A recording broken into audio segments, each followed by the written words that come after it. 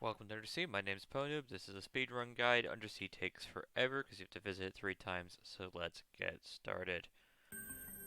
First things first, the Pokemon that we're interested in are going to be the Luvdisc and the Magikarp. Luvdisc, not necessary, but if it does come in front of the cart, you can take it with the idea that you'll want to drop a Pokemon later in the route. The real issue is going to be this Corsola. We want the Corsola to be facing us, so you want to throw an apple onto the plateau that is the same level as the Corsola. You can bonk it or scan it for a few extra 100 points, but really just if it's facing you and you have a decent size, you'll be good to go. The next Pokemon is going to be a Fanian. If you are not familiar with which of these seaweed the Finneon's hiding behind, it's going to be hard to figure out because you can't scan it. If you scan, you'll move the Finneon to run away, but it's here. For the flower, we need to uncover it by hitting the Lumineon. The sooner we can hit this, the less we're looking sideways, and the quicker we'll be able to get through the level. So you want to hit it quite early with these YOLO throws. And then once the Lumineon's moved out of the way, which is going to take quite a while actually, like give it 5 seconds, you can then look right and the flower should be vacant. For this Lumineon, I'm going to snip it here. If it's facing you, just feel free to take a photo of it. Bonk it for a few extra 100 points. If it's not facing you, it should be going alongside of the cart, and you can take a photo without the zoom. It will be more sideways, but either way, you should have a decent chance for a Lumineon photo. If the Octillery is here, definitely feel free to snap the Octillery. Since we took on a previous level, the beach, the Octillery is going to be a repeat Pokemon, and that's good for our Pokedex. For Sharpita, if you bonk it, it's going to turn towards you. Even if you bonk it late, it'll turn sideways, and you'll still get a lot of size points. Either is good. I like to watch for this Wailmer to do a flip. If it doesn't do a flip, I don't take the photo of it, but when it does do a flip, it's worth 1,000,000 points, and it's also really cool. There aren't too many Pokemon that are doing backflips in this game.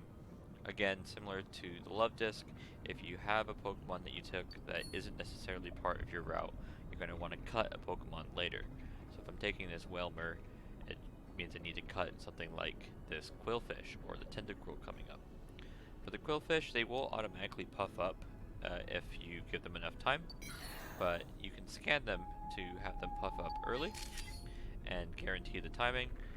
This will prevent you from looking sideways for just a little bit. Everything counts in what is otherwise a calm underwater level. For the Tentacruel, and keep in mind, you're going to need to have a count of how many Pokemon, especially the ones that aren't repeats, you've already taken. But if you haven't, the Tentacruel are nice and friendly. There's tons to choose from, and they are just in front of the camera. Sometimes you can also do them without zooming in, which is even faster. But since you are going upwards, you need to scan a bit before. For example, for this Tentacruel, I could have taken a picture there when it was doing spin and facing towards us. I'll show here with the second Tentacruel though. And that I don't need to zoom in on. That Tentacruel is going to be worth plenty of points. This Tentacruel is even closer to us. You have choices in regard to Tentacruel. And then don't forget the Mantine. You always want to have a Mantine because we do take the Mantine on Reef. So it is another repeat Pokemon. We're going to go through the scores here, but just a note, what happened with this particular run is I hit Good to see you. about 6,600 more than the goal needed, which means I should be definitely cutting one of the Pokemon. Previously, I've cut the Luvdisc, but if a Luvdisc is going to be as friendly as it was on this level, I would choose a later Pokemon. Generally, it's probably meant to be... I don't really know. They're all kind of straightforward. So the ones you're choosing between are going to be Luvdisc, Lumineon, Nice work. Wailmer if you Nice work. if you take that, Qwilfish and Tentacruel, Great timing. and they're all just kind of there right in front of Nice you. work. Undersea does end up being a very easy level in that regard, Nice and work. you're if your pictures are taken Great timing. professionally and like you're not missing a Perfect Pokemon timing. entirely, you should be hitting the goal by Perfect 1,000, timing. 2,000 points. Um, Great it's timing. annoying because the 2,000 gap is a gap Great where timing. it's hard for us to like cut another Pokemon. We can't cut another 3,000, 4,000 points, but it does make it very comfortable. So right now, Undersea is one of the easiest levels in the game. Mm-hmm. With the scoring done, we're gonna move into the level 2. And there's gonna be a Clawitzer here at the start. When you first visit in a speed run, there will not be the Clawitzer here, but I don't want to have to revisit a third time just to show how the Clawitzer interaction works with these rocks. When the Clawitzer gets in front of us, which he'll do momentarily. Here we go, Clawitzer. We can throw orbs at him. You really only need to light him up once, but I get afraid, so I do throw more orbs. He will open up the door here. And if it's your third visit, you should look towards the door and scan, and then go through it immediately and just drift towards the end of the level. There really is no interaction. There's no Pokemon to avoid, dodge, those sort of things. Definitely no pictures to take. I'm zooming currently. It'll be slower than this when you're doing it in a speed run towards the Clawitzer.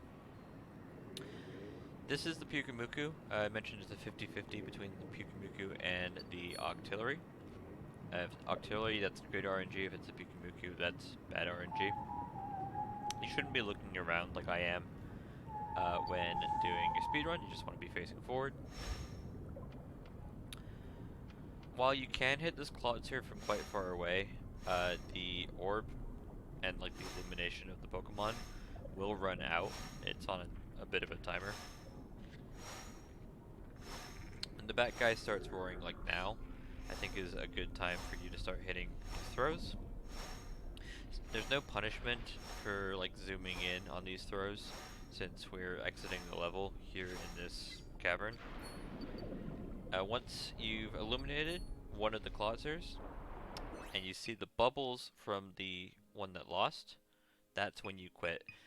In a actual speed run, I would predict that the hit's coming and be ready to pause, but I wanted to make sure there was a lot of bubbles being shown. And then I flashed the repeat level just to remind you that the Clawitzer will be there, that we'll need to do that interaction that we did at the beginning of this level, because this is already a completed file. With that said, Undersea is going to be the level you're going to spend the most time on in this game. It takes forever because we do not have the boost like I did on this completed file, but I hope this is straightforward enough for you guys. Just keep in mind what your route's going to be, and if you're going to do these sort of flexible things that I've been mentioning, make sure that you have a good count. You definitely don't want to be shorting yourself and then having to repeat on what is one of the friendlier levels in the speedrun. That being said, I appreciate anybody who's watching these, and I'll keep an ear out, keep an eye out for any comments coming in so I can respond to them. Take care.